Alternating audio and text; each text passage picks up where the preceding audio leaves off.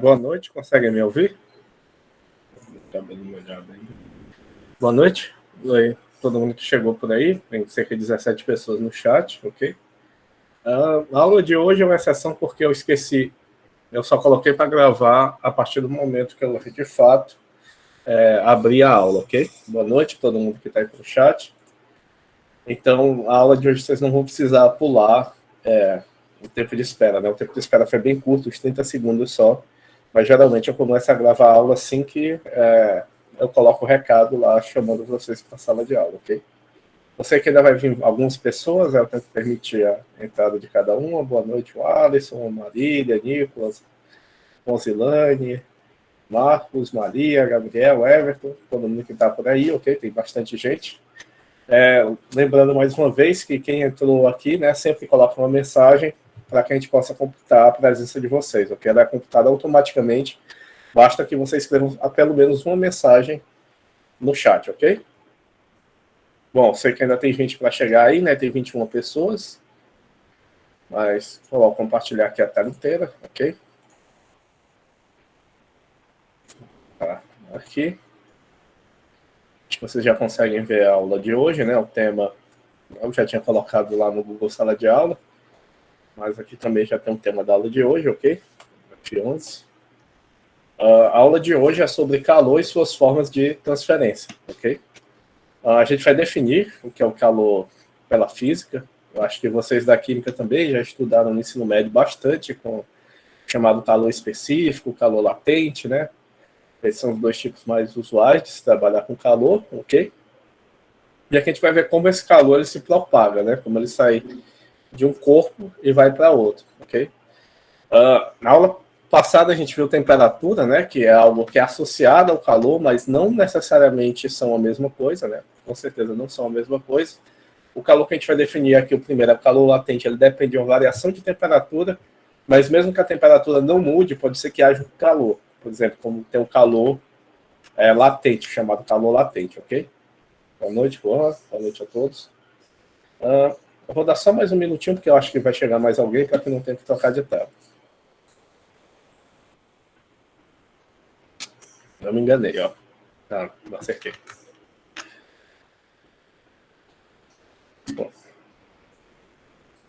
Bom, aqui a gente tem um exemplo, né? Essa figura ela já está falando das 3 formas de condução de calor, né? A forma mais comum do nosso cotidiano de condução de calor é a forma da condução, né?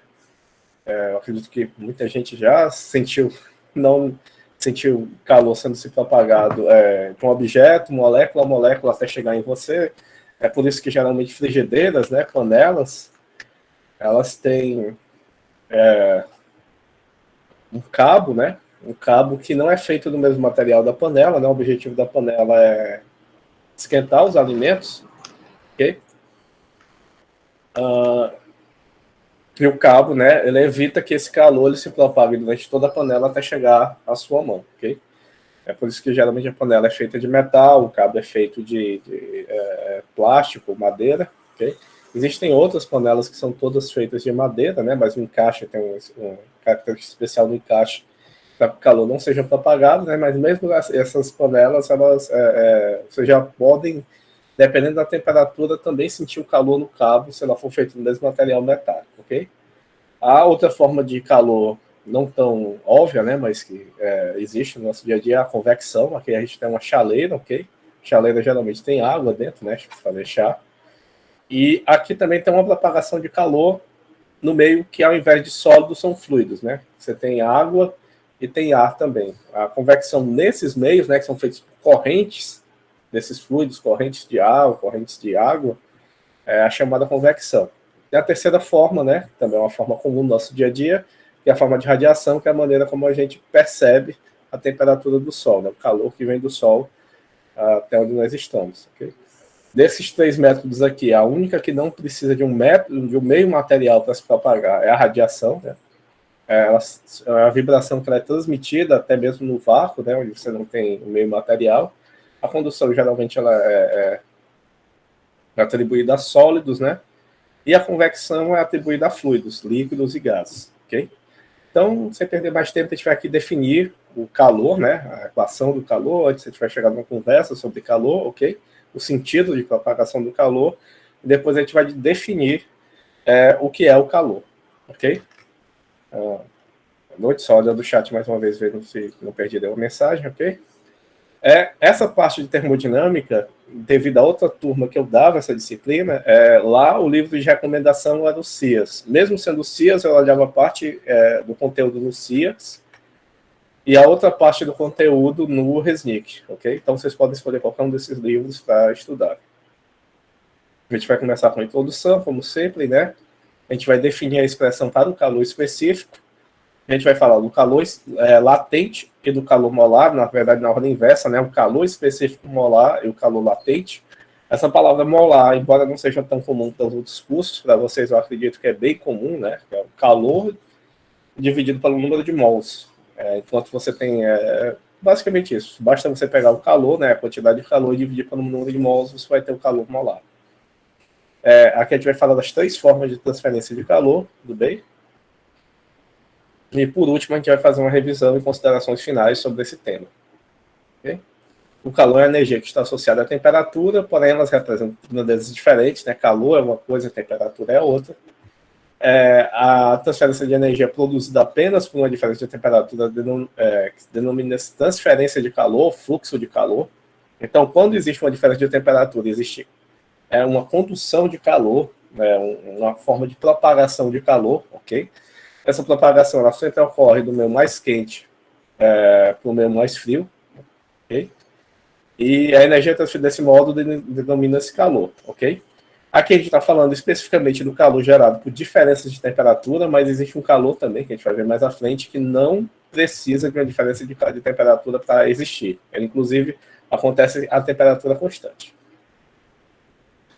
O calor é a energia trocada de um sistema e um ambiente devido a uma diferença de temperatura. Aqui, novamente, a gente está falando do calor específico, ok? Aqui, por exemplo, uma xícara de café quente, né? Se você colocar no ambiente, numa sala fechada, a tendência é que esse café quente, né? Com o passar do tempo, ele vá resfriando. O calor que está presente, a temperatura mais elevada que está presente nesse calor, ela vai se distribuir por toda a sala e no final ela vai aumentar um pouquinho a temperatura da sala, mas como o volume de café ela é muito pequeno comparado com o volume de toda a sala, então no final das contas, né, a temperatura da sala praticamente não varia e o calor ele vai ficar com a média dessa temperatura, né, no ambiente, vai ficar basicamente a temperatura ambiente, ok? Nesse sentido aqui, né, o calor sai do café, que é a fonte mais quente, e vai para o ambiente, que é a fonte mais fria. Da mesma maneira, se você colocar um copo de refrigerante aqui, né, com gelo, então tá a temperatura bem baixa, né, esse copo, com o passar do tempo, ele vai absorver o calor do ambiente, né, o ambiente vai fornecer calor para esse copo, esse gelo vai derreter, vai chegar à temperatura da água, né, a temperatura desse refrigerante, ok? E aí o sentido do calor é do ambiente para o copo. Se você deixar passar muito tempo, o copo no final vai ficar, o líquido que está dentro dele, o refrigerante, vai ficar com a temperatura ambiente, ok? E o ambiente todo vai ficar a mesma temperatura que ele esteve, né? Um pouquinho menor, porque ele teve que fornecer calor para esse copo, né? Mas com o passar do tempo, isso é insignificante, ele vai ficar a temperatura que ele sempre esteve antes do copo chegar lá, ok? Então aqui é mais para dar uma entender como é que é o sentido que esse calor se propaga, né? Ele se propaga sempre do corpo que tem mais calor, né? Tem mais calor acumulado, tem maior temperatura, do corpo que tem menor temperatura, ok? Aqui a gente está falando do calor específico, né? Que é aquele capaz de mudar a temperatura de um corpo, mas sem mudar o estado na matéria. A gente viu aula passada que existem, basicamente, né, existem 3 estados da matéria, sólido, líquido e gasoso. Como o aluno falou também, existe o plasma, né, que são outros casos extremos, que até essa parte aqui, desses 3 modos, a gente está falando que o átomo ele não é alterado, né? Você tem moléculas e conforme você vai fornecendo calor, essas moléculas vão separando-se uma das outras.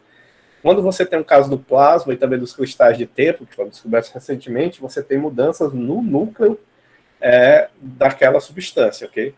É um processo bem mais complicado, por isso que a gente não aborda muito aqui, né? A gente só diz a entender que existem outros estados da matéria, mas os 3 estados básicos que a gente vai trabalhar aqui é sólido, líquido e gasoso. Bom, quando o corpo ele não muda de estado, isso é, você tem água, que é a coisa mais comum que a gente trabalhar aqui, né? E você fornece calor para a água, você pode aumentar a temperatura da água, mas ela não está mudando, ela não é suficiente para que ela chegue a 100 graus Celsius e que ela entre em ebulição, ok? Quando você está fornecendo calor para uma substância, de tal maneira que ela não muda de estado, você chama esse calor de quantidade de calor específico, às vezes a gente troca o termo, né, a nomenclatura. Esse que aqui geralmente é chamado de calor, mas é calor específico. É uma quantidade de calor e muitas vezes a gente omite essa palavra, quantidade de calor, porque essa letra aqui pequena, o Czinho, é o que de fato representa a chamada grandeza calor específico, né? Esse que aqui ele vai dizer é uma energia, e como vocês estudaram em Física 1, né, no Sistema Internacional, a unidade de energia é o Joule, ok? Então, esse aqui ele tem a unidade de joules, né? Aqui você tem a massa dessa substância. Aqui você tem uma constante, que ela é chamada calor específico, que ela vai dizer o quão suscetível é a sua substância à mudança de temperatura. Lembra que na aula passada a gente estudou expansão térmica? E existiam metais, existiam vidros, existiam materiais que dilatavam mais ou menos, dependendo da temperatura que você... com a mesma temperatura que você fornece, você vai ter um material que ele vai se esticar mais do que um outro material. Pois bem, aqui vai ser... aqui ele está falando do calor, né, de energia, e esse C aqui ele cumpre o mesmo papel, né? Ele diz o quão aquela substância era suscetível a uma variação de temperatura. Se você tem uma substância que tem um baixo calor específico, então você vai ter que fornecer um ΔT maior para que ele ganhe uma determinada quantidade de calor. Se você tem uma substância que tem um alto calor específico, então basta que você coloque uma pequena variação de temperatura, ele já vai gerar uma grande quantidade de calor.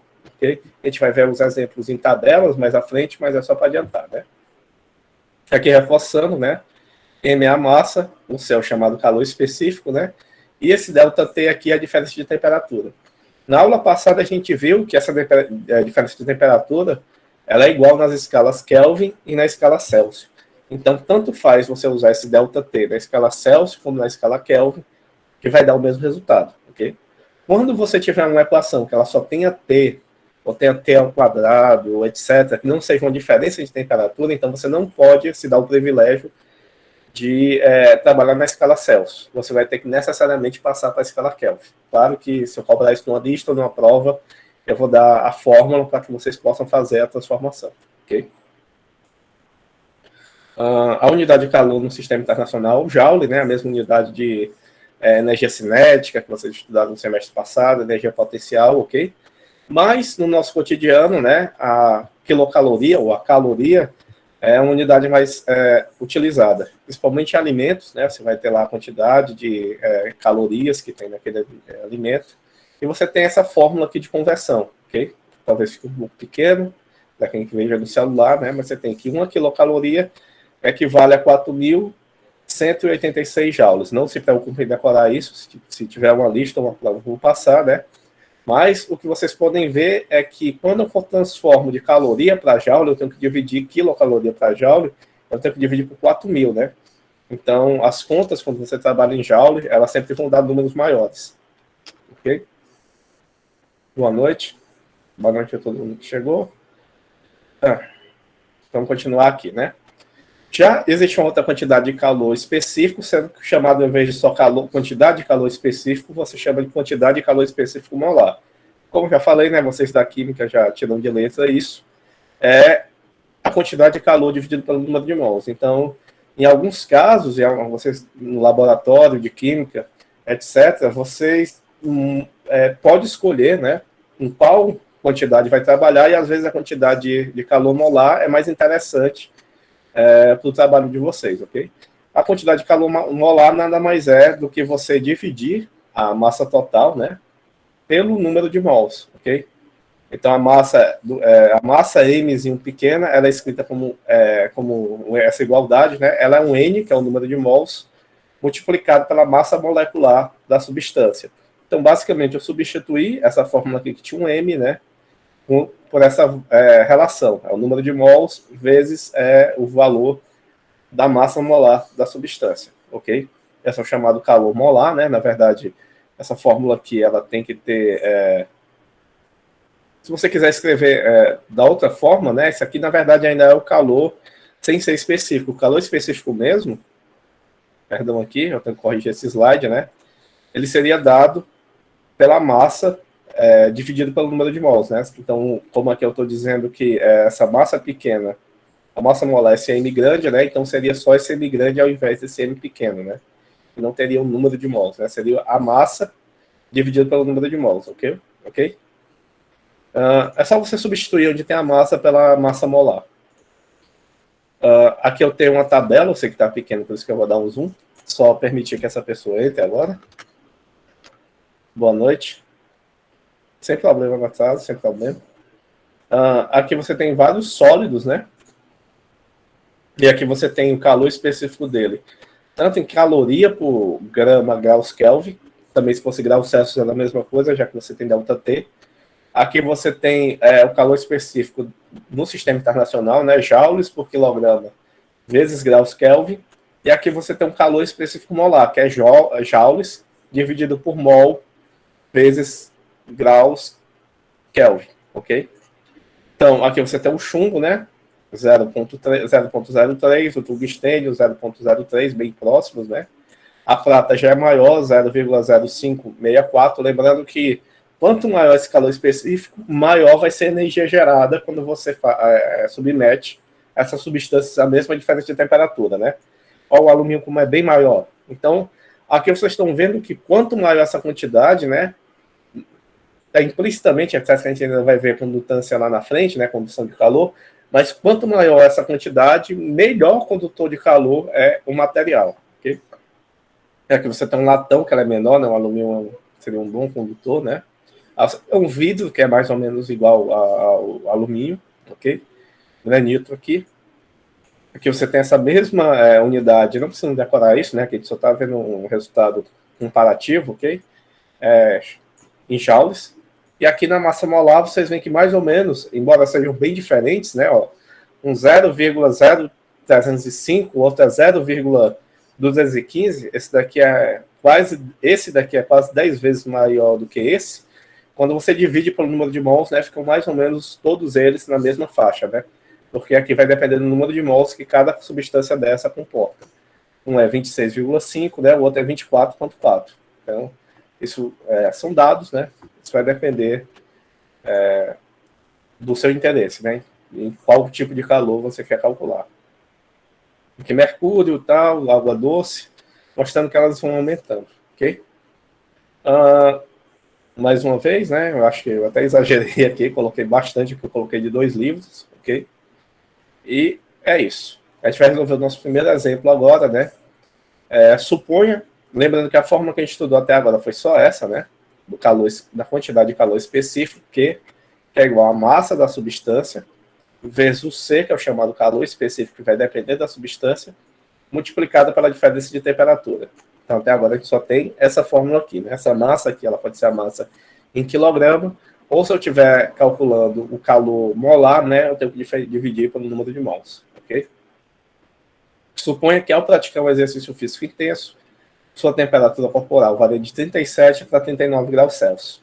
Suponha que o calor específico do corpo humano seja aproximadamente, em joule, como esse valor é grande, ó. Se você passar isso aqui para calorias, o outro é 48, vai dar menos de 1.000 calorias, ok? Mas a gente trabalha no sistema internacional, né, em joules, o calor específico é 34,80 joules, dividido por quilograma, dividido por graus Celsius. Qual a diferença de calor utilizada para gerar essa mudança de temperatura de 37 para 39, supondo que sua massa seja 80 kg? Então, a gente aplica na fórmula que a gente acabou de conhecer, ok? A massa está aqui, 80 kg. O calor específico do corpo humano está aqui aproximado, né? 34,80. E a diferença de temperatura está aqui, né? Como a gente sabe, quando a gente tiver o ΔT, tanto faz utilizar Celsius como utilizar Kelvin. Okay? Então, basta você substituir aqui, né? Eu vou pegar a calculadora. Eu quase sempre deixo a calculadora aberta, mas não foi dessa vez. Colocar aqui e colocar a calculadora em cima. Quantidade de calor vai ser igual a massa, que é 80, vezes o calor específico do corpo humano, né, que é 34,80, vezes a diferença de temperatura. 39 menos 37 dá 2. Então, vezes 2. Dá um valor bem alto, ó. 556.800, né? Você pode passar isso aqui para notação científica, né? 1 0, 2 zeros, 3 zeros, 4 zeros, 5 zeros. Então, seria 5,6 vezes 10 à quinta. Eu acho que eu escrevi isso aqui no slide, né? Só colocando os dados da questão. Pronto, dá aproximadamente 5,6 vezes 10 à quinta joules, que essa temperatura, convertendo essa unidade em quilocaloria, dá aproximadamente 133 quilocalorias, né? Para que você varie sua temperatura só através do exercício, né, de 34 para 39 graus Celsius, ok? Alguma dúvida nesse exemplo? É só substituição mesmo. Só vou, por desencargo de consciência, consultar o chat. Não, nenhuma pergunta. Ok. Agora a gente vai falar de uma outra quantidade de calor, que é a chamada quantidade de calor latente, também chamada de quantidade de calor de transformação. O adjetivo latente, né, é algo que diz que está escondido, está ali presente, mas não está sendo visto, ok? Esse calor latente é aquele que está presente quando você passa uma substância de um estado da matéria para outro estado da matéria. Então, quando você aquece o gelo já a temperatura em graus Celsius é mais ou menos 0 graus, e você fornece calor para o gelo, para ele passar para o estado líquido, ele não muda a temperatura dele até terminar essa transformação, ok? Então, o gelo está a 0 graus Celsius, você vai fornecendo calor, ele continua a 0 graus Celsius e vai se transformando. Quando ele chega no estado líquido e termina a transformação total dele em estado líquido, você continua fornecendo calor para ele, aí você tem um calor específico, ele vai começar a ganhar temperatura. Enquanto ele não termina essa transformação, ele não muda a temperatura dele. A mesma coisa quando você passa do líquido para o gasoso. Você vai aquecendo a água, né? Você vai afastando as moléculas uma da outra até que elas se transformem no estado de vapor. Enquanto ela está se transformando no estado de vapor, ela não muda a temperatura, e quando ela atinge o estado de vapor, né, ela começa a ter o calor, a quantidade de calor específico sendo utilizado de novo, ela começa a aumentar a temperatura. O calor latente ele não tem um ΔT, podem ver aqui, ela é só dada pela massa da substância e multiplica a letra L, e essa letra L é chamado calor latente da substância. Ele tem um valor para o valor de fusão e outro valor para o valor de ebulição, e comumente as substâncias elas requerem bem menos energia para passar do sólido para o líquido do que do líquido para o gasoso. Do líquido para o gasoso é bem mais demorado, você precisa de fornecer bem mais energia para a substância, para que a substância ela se transforme, ok? A transformação de estado ocorre a uma temperatura constante, né? Logo, o que é latente aqui não depende de ΔT. Então, só dado por esse valor aqui, a gente coloca o sinal mais ou menos, no outro caso a gente também coloca o sinal mais ou menos, só que lá no outro, quem fica com o sinal mais ou menos, no outro estado, é a variação de temperatura, né? Se você retira calor de um corpo, você faz com que a temperatura dele fique menor. Então, a quantidade de calor que você tirou do corpo é positiva, né? Mas o corpo é como se tivesse uma quantidade de calor negativa. Aqui, essa quantidade depende do estado que você estiver passando, né? Se você estiver passando do líquido para o gasoso, é uma quantidade positiva que você está fornecendo ao corpo. Se você estiver fazendo o contrário, estiver transformando gás para líquido, então é uma quantidade negativa, né? E assim por diante também. Do líquido para o sólido também funciona dessa maneira, né? Do líquido para o sólido é negativo e do sólido para o líquido é positivo, ok? Aqui está a tabela, né? Que aqui mostra como é que a água responde conforme você vai aumentando a temperatura dela, né? Você começa com uma amostra de gelo a menos 25 graus Celsius, bem frio, né? Aí você vai fornecendo calor e vai aumentando a temperatura do gelo até que chega a 0 graus. Quando chega a 0 graus, aqui no ponto B, o gelo ele começa a se transformar em água líquida, ok? Então, ele passa esse tempo todinho aqui, ó, essa escala aqui é o tempo, ok? Então, ela passa esse tempo todinho aqui a temperatura de 0 graus, até que ele se transformou totalmente em líquido. Depois que ele se transformou totalmente em líquido, né, ele vai aumentando a temperatura dele, ó, a água aqui vai aquecendo, aquecendo, aquecendo, até que chega no ponto D, que são 100 graus Celsius. Aqui ela vai passar a converter do estado líquido para o estado gasoso, e olha o tempão que ela demora para se transformar totalmente no estado gasoso, né? Aqui o tempo, como aqui eu estou fornecendo calor para a substância, está diretamente associado à quantidade de calor latente que eu estou fornecendo para a água, né? Aqui eu forneço uma quantidade de energia bem menor do que aqui, ó, que eu passo muito tempo fornecendo uma quantidade de energia constante para a água, né? Até que aqui no ponto E, ela começa a virar vapor, né? Ela se transforma totalmente em vapor. E aqui, de novo, eu tenho calor específico, que aqui eu tenho a temperatura sendo aumentada, ok? Então, o calor latente, ela ocorre nessas duas situações, ok? Essas duas situações em vermelho é latente, latente. E nessas duas situações, nessas três situações aqui, né? Eu tenho um calor específico. Porque nesse caso aqui há variação de temperatura, né? A temperatura que está sendo associada a uma reta sendo inclinada, ok? Eu escrevi latente aqui, né? Mas o latente que está é aqui, ó. Essa situação aqui que tem calor latente, ok? Aqui, toda vez que tiver uma inclinação, é calor específico. Aqui tem calor latente nessa parte e nessa parte aqui, ok? Eu vou passar a próxima tabela, né? Que vai dizer o calor latente de várias substâncias.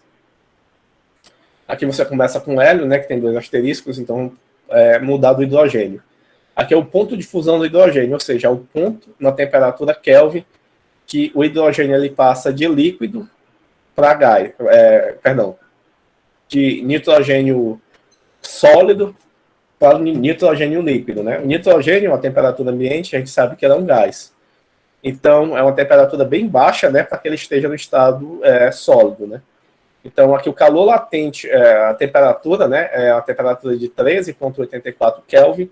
Se você for transformar em Celsius, uma temperatura de menos 259,31 Celsius, né? Então, você tem que deixar esse hidrogênio bem frio para que você tenha um gelo de hidrogênio, ok? Por assim dizer.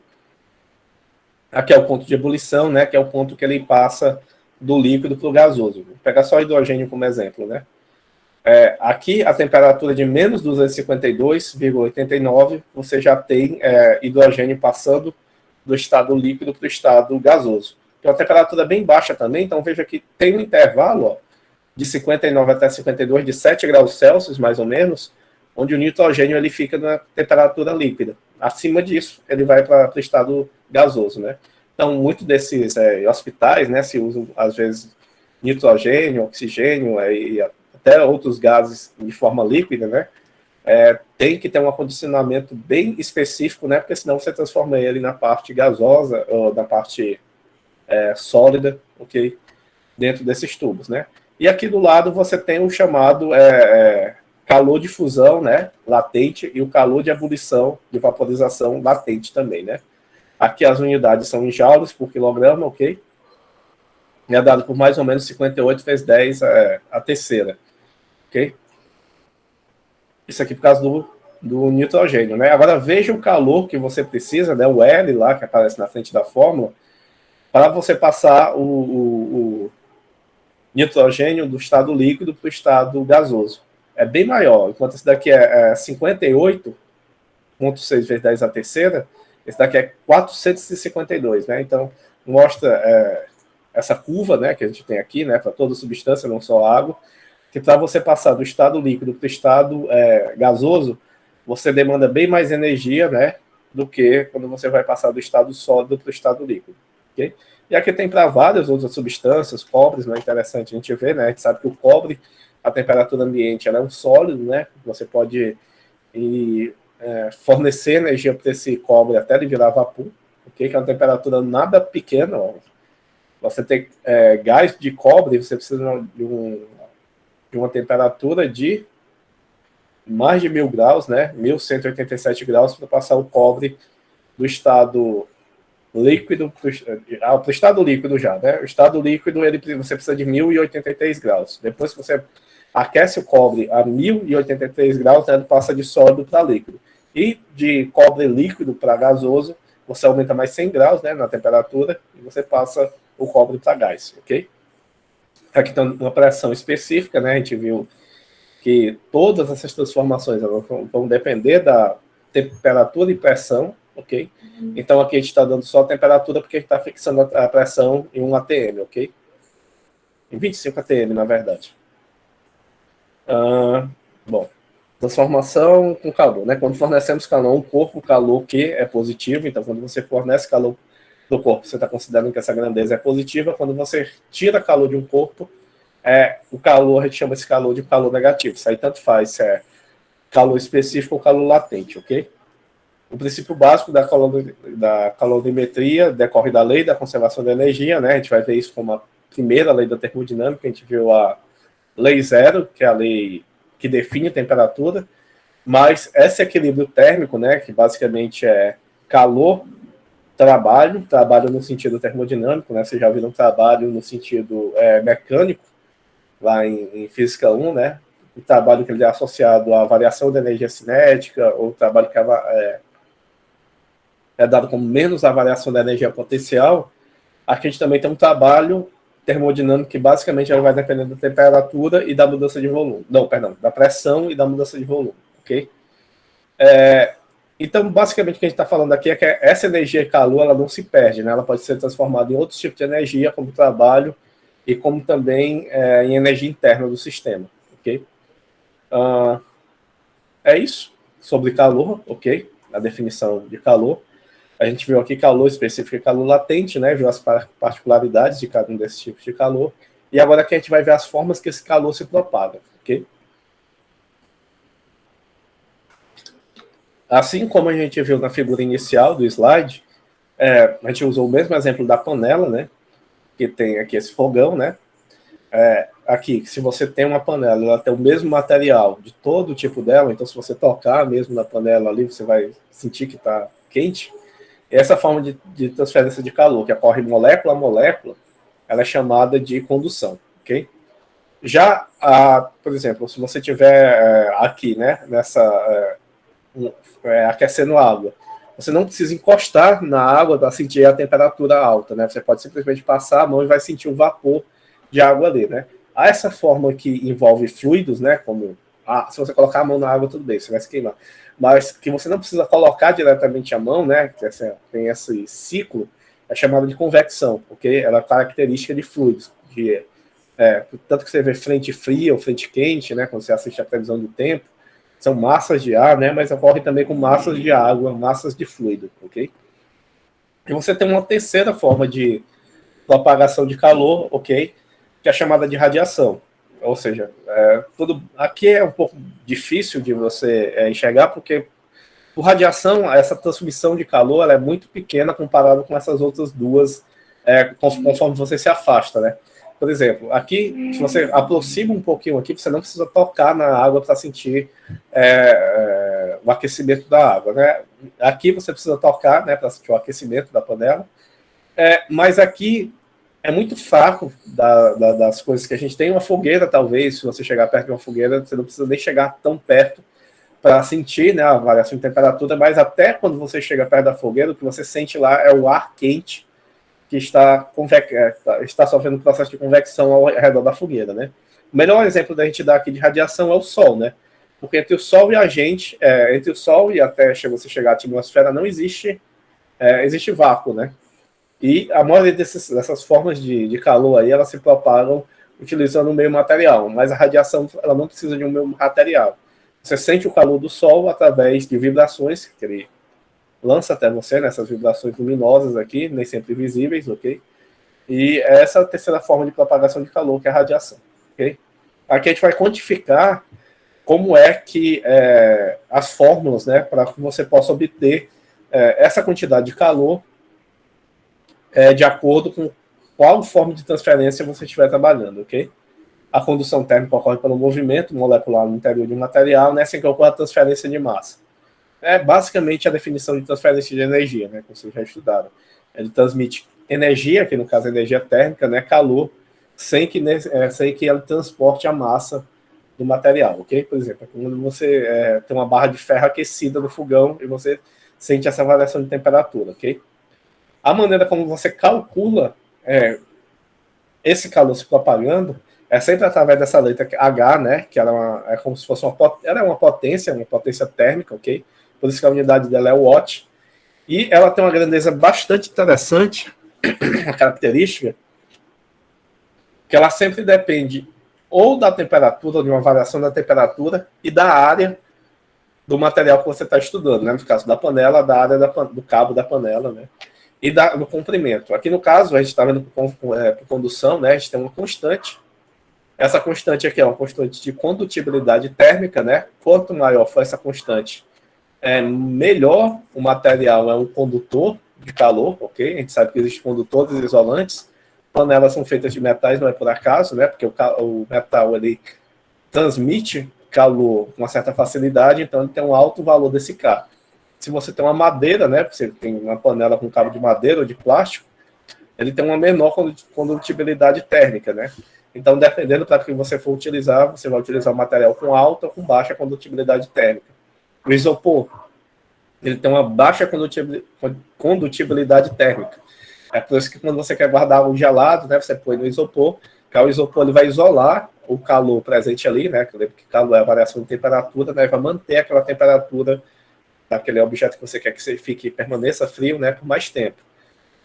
E é assim que se funciona, né? Quentinhas, agora também vocês veem que a maioria das quentinhas vem em isopor, ok? Você tinha alumínio, que era um bom condutor, né? Mas sempre enrolado em alguma outra coisa para manter a temperatura alta, né? Do que você gostaria, né? Isolar termicamente, ok?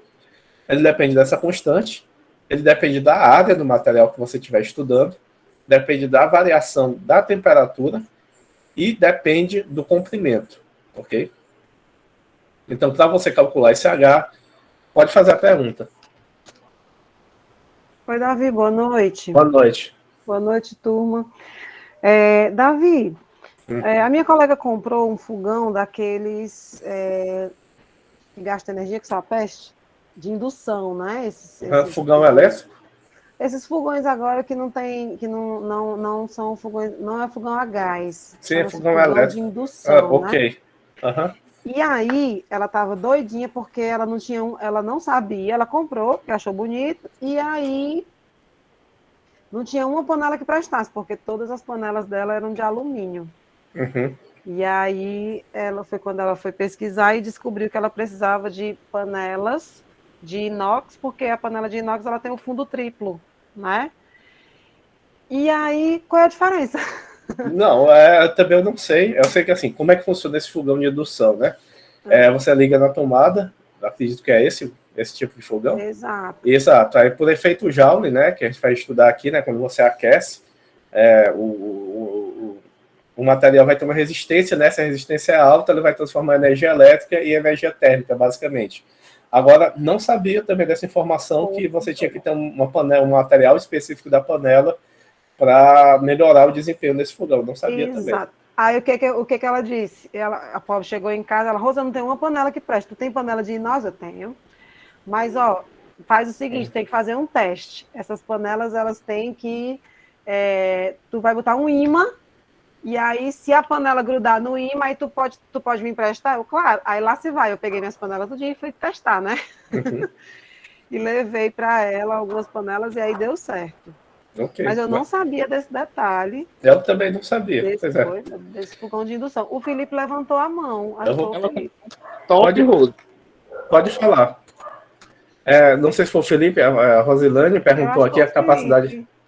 Era o cooktop, né? O fogão dela, aquela porcaria só para gastar energia. Pois é. Aí eu digo, mulher, não é por nada não. Eu não sei o que é pior. Se é a energia que tá o olho da cara e um rim, e o gás, né? Porque só Jesus também na causa.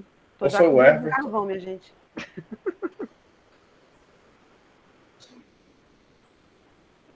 Pronto, obrigado. Aí foi assim, o que é capacidade térmica.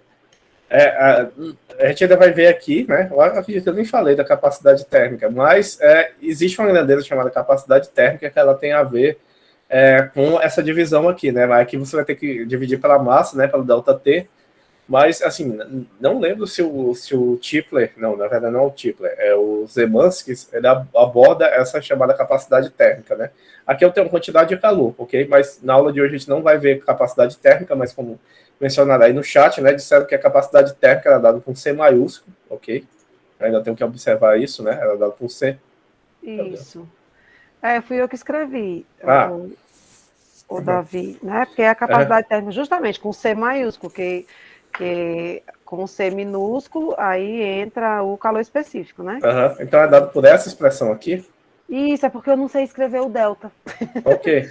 Não, mas no chat fica diferente, fica difícil mesmo, né? Aí por isso que eu coloquei, que é justamente a variação de temperatura, né? Que é o T2 menos T1. Então seria só MC, né? Se você fosse comparar, porque o Q é MC delta T, né? E se você dividir isso aqui por delta T, ele ficaria só a massa vezes o calor específico. Uhum. Okay. Eu sei que essa capacidade térmica ela também tem a volume constante e pressão constante, né? A gente vai estudar isso mais à frente. Bom, a gente tinha parado aqui, né? Nessa questão da convecção, né? Que precisa de meio material. Ok, só observando, né? Ela depende de uma constante, que é a condutibilidade. Ela depende da área do material. Isso aqui a gente vai ver presente que em todos os tipos de transferência de calor, você vai ter esse produto de uma constante vezes a área, né? Em nem todos eles você vai ter esse ΔT, ok? Mas você vai ter alguma coisa associada à temperatura, né? Você vai ter o ΔT aqui dividido por L. Essa é a forma de transferência de calor por condução, ok? Bom, falado da condução, a gente não falou ainda dessas constantes, né? Esse aqui é o K, dado em watts, né? Eu tinha falado que esse H, essa transferência de calor, ela é uma transferência de energia, né? Então, ela é energia dividido por tempo, e energia dividido por tempo é o watt, né? A mesma que a gente vê na conta de luz, né? Quantos watts, ali a energia elétrica dividido pelo tempo consumido, ok? Aqui você tem de vários metais, né? Alumínio, ó, bem alto, 205, então alumínio é um ótimo condutor térmico, né? O latão, menor. Aí você vai descendo aqui cobre, chumbo, mercúrio, prata, aço, né? E aí, salvo engano, assim, a gente tinha falado que qual era a panela mesmo que era boa para esses fornos de indução? Era uma panela de alumínio? De inox, né? Inox. O inox é uma mistura de aço com... Não, eu não lembro. Pois é. Tem Isaías colocou aqui, ó, é a panela... Como funciona a panela de indução? A panela de indução é própria para ser usada em fogões de indução que não usam fogo. Eles geram calor a partir da emissão de ondas eletromagnéticas. Por isso que ela falou da história do ímã. E só são ativados quando entram em contato com a panela correta, que deve ter o fundo com propriedades magnéticas que estimulem o funcionamento. Legal, cara. Parece um fenômeno de ressonância, né? Então, aí pronto, só aqui, volta, sem falar do tipo de panela específica, né, voltando para o que são por condução, você tem, por exemplo, o tijolo aqui, né? As casas são construídas de tijolo porque ela tem um baixo coeficiente de condutibilidade, né? Então, o tijolo, você pode colocar fogo nele, do outro lado você não vai sentir tanto esse calor se propagando, ok? Você tem um concreto que é bem baixo, ó, feltro e tal, vidro bem baixo, né? Então, você vai vendo aqui a madeira, né? Que é um dos isolantes mais utilizados, né? O isopor também muito baixo, ok? Então, isso vai depender de cada substância que você estiver utilizando, né? Quando você vai para a parte de gás, você vê que cai bastante essa condutibilidade, né? A condutibilidade do é bem baixa, né? E etc. Aqui o oxigênio também é muito baixo, e assim por diante, né? Então, a gente vê aqui que os metais são bons condutores, né? Tanto térmicos quanto elétricos, né? E quando você tem materiais como a madeira, né, o isopor, eles são baixos condutores térmicos, né? Também são baixos condutores elétricos, ok? Pronto. Aqui eu tenho um outro fenômeno, né, que é menos conhecido, mas chamado de convecção, né? Ele é responsável pelas brisas também, como tem aqui mostrando, né? O ar quente, ele tende... Antes de chegar nesse slide, vamos falar desse outro slide aqui, né? O ar, como é que é composto uma substância, né? A gente tinha falado na aula passada, né, que conforme você vai fornecendo calor para a substância, ela vai tendendo a aumentar o volume dela, ok? Quando você tem água, e você tem água a uma temperatura menor, e você aumenta essa temperatura da água, o que acontece com ela? Ela aumenta o volume e mantém a mesma massa. Como a densidade é a massa dividida pelo volume, quando você aquece a água, você aquece o ar, a tendência é que, como o que tem menor densidade suba, o que tem maior densidade desça, então a tendência é que o ar quente suba e que o ar frio desça. Então ele vai fazer esse ciclo, né? Só que uma vez ele subindo, ele vai se afastar dessa fonte de calor, né? Então ele vai esfriando. Conforme ele vai esfriando, o que é que acontece? A corrente de ar que foi para baixo, que era fria, vai ganhando calor. Então ela vai começar a subir. E ela vai subir e vai empurrar a corrente que estava quente, ela vai ficar fria, vai voltar de novo para baixo, ok? E aí vai repetir esse ciclo, né? O ar quente ele sempre vai tentar a subir e o ar frio vai tentar a descer. Aqui a gente está falando do líquido, né? Mas isso serve também para os gases, ok? Então, tem uma diferença do calor específico da água do dia, né? Por isso que algumas pessoas falam o seguinte, né? Que durante o dia, às vezes é quase impossível andar na areia de tão quente que a areia né? Aí você corre da areia para a água para esfriar seus pés, né? Aí durante a noite a água ela tem um grande calor específico, ela demora muito a mudar a temperatura dela, na verdade um baixo calor específico, né? Ela demora muito a mudar a temperatura dela, e quando chega à noite a areia está fria, né? E a água está quente. E essa mudança de temperatura, ela vai afetar também a corrente de ar que sopra do litoral, né? Ou da casa do litoral, da casa para o mar, né? Ou do mar para a água, ok? Aqui tem um caso, né? Do ar quente esfriando e descendo, né? E o ar frio da água, né? Se movendo em direção, soprando, né? Em direção a essa casa. E de noite você tem um fenômeno contrário, né? A água ela está mais aquecida, ok? E aí você vai ter o ar soprando da casa para o mar, ok? Isso é mais visto também por causa dos ar-condicionados, né? Geralmente quando você coloca uma sala, você coloca o ar-condicionado no topo, ok? Esse gás que sai do ar-condicionado, ele sai frio, ok? Então, como ele é frio, ele vai tender a descer e preencher todo o ambiente, ok? Aí tem todo esse processo aqui que no momento não interessa a gente, né? Esse gás ele vai se aquecer, ele vai sair por uma tubulação aqui, ser expulso, ok? Mas é por isso também que os ar-condicionados são colocados na parte superior, né? Para que o ar frio ele caia e ele preencha todo o ambiente. Acho que com a pandemia todo mundo melhorou seu computador, então passou a adquirir o computador, né? Para as aulas à distância. Mas o gabinete no computador ele vem pelo menos com um cooler, né? Com um refrigerador aqui atrás e fica na parte de cima. Por quê? Porque nessa parte aqui, ó, essa parte central aqui é onde fica o processador. O processador é a peça que mais causa aumento de temperatura no computador, ok?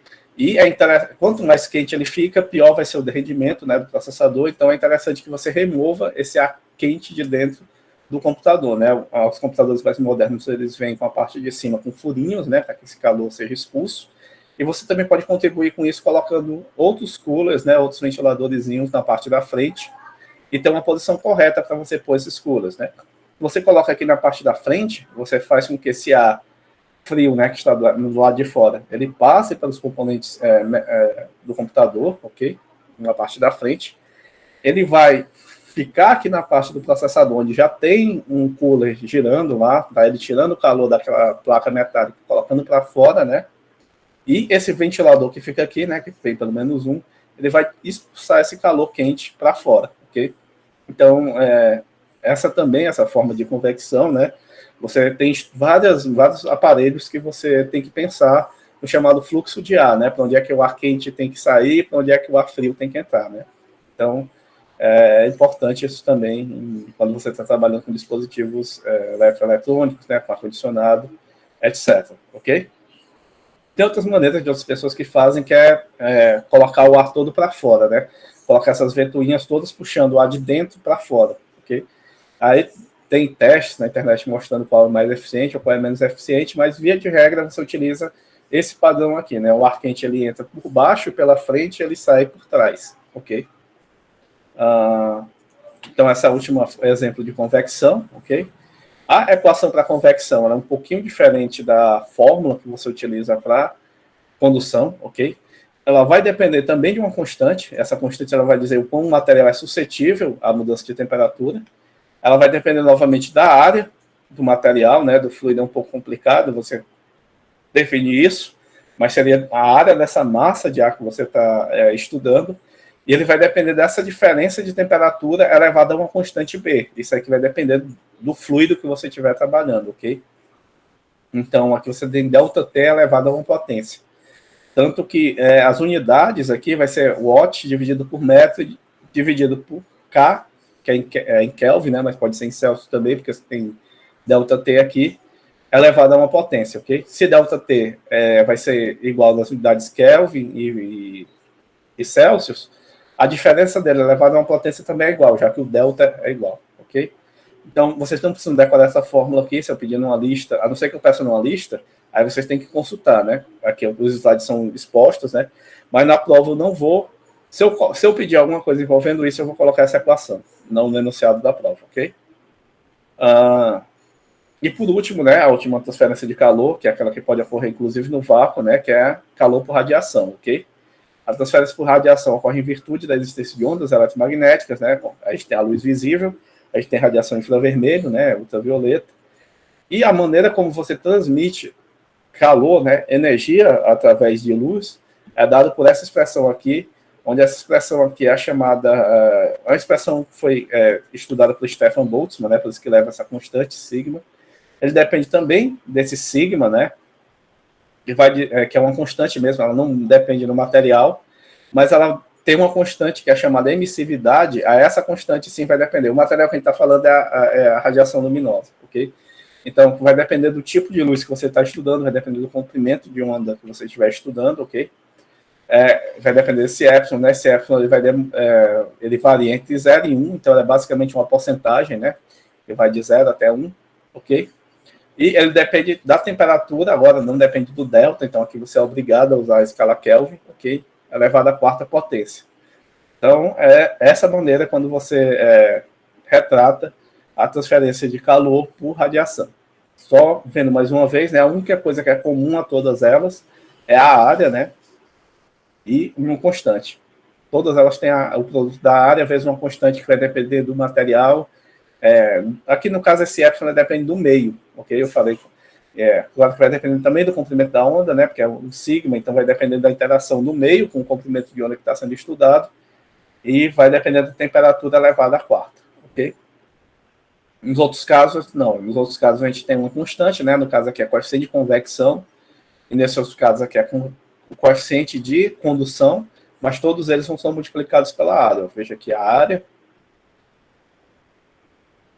aqui a área e aqui também a área, ok? Mais uma vez, lembrando, vocês não são obrigados a decorar nenhuma delas, ok? E a aula de hoje, ela termina por aqui mesmo, é só isso. A gente viu a expressão para o calor específico e para o calor molar, né, que é o calor específico dividido pelo número de mols. A gente estudou o calor latente, que é o calor associado à mudança de temperatura, mudança de fase, né?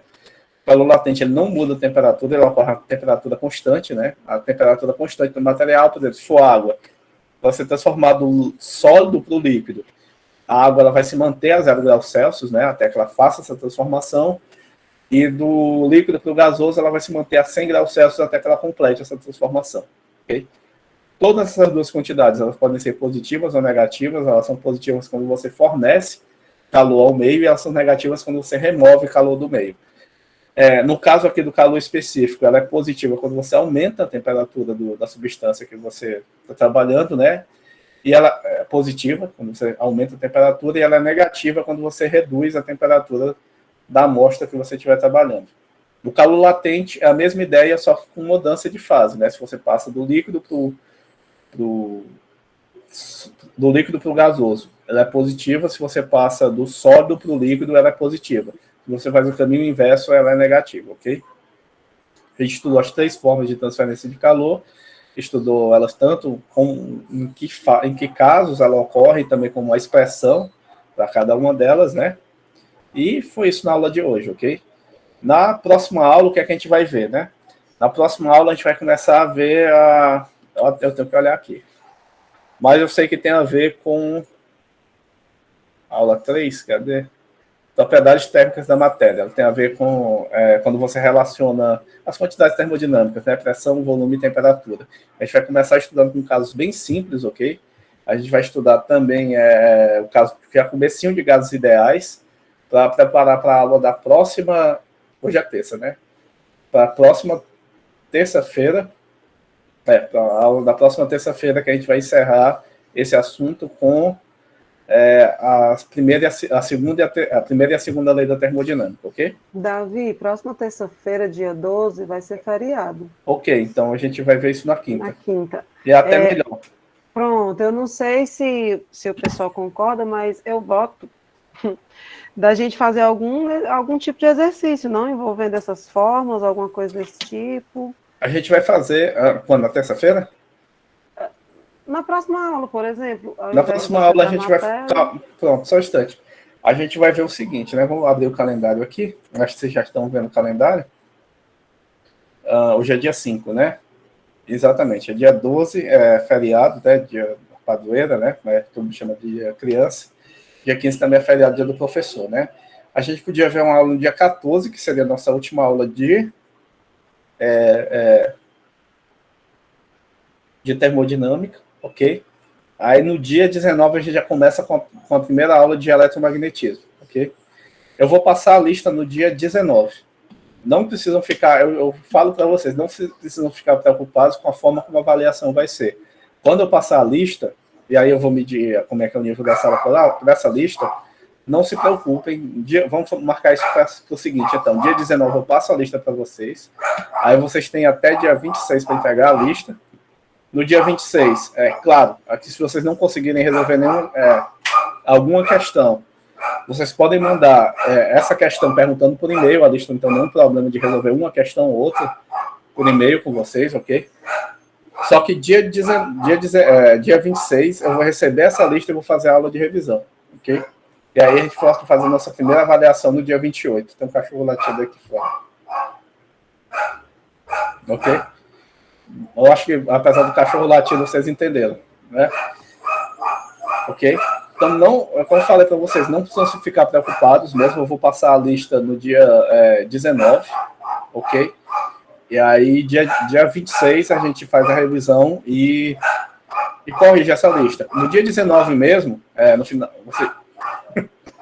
por exemplo, no dia 19 mesmo, vocês... Eu acho que é o caminhão do lixo que está passando. Mas no dia 19 mesmo, vocês já podem ler a lista e resolvendo por questão. Se tiver alguma dúvida, como eu falei, me manda um e-mail, ok? E aí, dia 26, a gente pode resolver todas as dúvidas e ver como é que se aprova, vão ficar 20 questões, né? Sim, essa primeira prova vai ser só esse primeiro conteúdo que a gente estudou, né? Que é temperatura, termodinâmica, essas coisas de calor, ok? E aí a gente pode finalizar essa primeira parte, né? Mas mesmo assim, como eu falei, né? Eu só vou passar dia 19 a lista para vocês, mas a gente vai dar um conteúdo novo, que vai ser o conteúdo de eletricidade, né? Então a gente avança no conteúdo, avança só 2 aulas no conteúdo, mas aí na outra semana a gente já volta para fazer a revisão e a prova em seguida, ok? Então é isso, pessoal. Alguém falou do exemplo da fonte gamer, e que geralmente tem uma diferença dos computadores mais antigos, que a fonte ficava em cima. É justamente por isso que a fonte, ela também além de ser uma fonte de energia, ela também é uma fonte de calor, ok? Então, quando você coloca a fonte na parte de cima, ela acaba prejudicando na forma como esse calor ele vai ser dissipado, porque você vai ter o calor do processador na parte de cima e o calor da fonte também na parte de cima. Aí a ventoinha geralmente fica um pouquinho abaixo da fonte, né? E aí, esses computadores mais modernos, né, todos eles vêm com a fonte embaixo, tem alguns até que vêm com isolamento, né? Você tem um piso lá, e aí você tem um vagão onde você esconde sua fonte lá, né? Então, é isso, pessoal. A geladeira também é o mesmo esquema, ok? E é isso, pessoal. Eu agradeço a todo mundo. Eu sei que só é uma hora e pouquinho de aula, ok? Mas as aulas desse curso são sempre preparadas dessa maneira, né? Vai ter uma aula ou outra que vai chegar... Por exemplo, as aulas de revisões, geralmente, a gente bate até as 10 horas, 10 e meia, porque aí, como a gente vai revisar todo o conteúdo e resolver cada questão, elas são um pouco mais demoradas, ok? Mas as aulas iniciais desse conteúdo, todas elas são bem, assim, mais curtas. Tudo bem? Bom, pessoal, eu peço que quem ainda não escreveu no chat, escreva para contabilizar a presença, porque eu vou finalizar a aula agora. Claro que se alguém tiver mais alguma dúvida, podem levantar a mão, ok? Acho que não tem mais nenhuma dúvida. Então, até a próxima aula, pessoal. Até a próxima quinta-feira. Tudo bem? Obrigado pela presença de todos e até mais. Assim que ficar pronto o vídeo dessa aula, eu vou colocar lá no Google Sala de Aula, tudo bem? Até mais, pessoal. Tchau.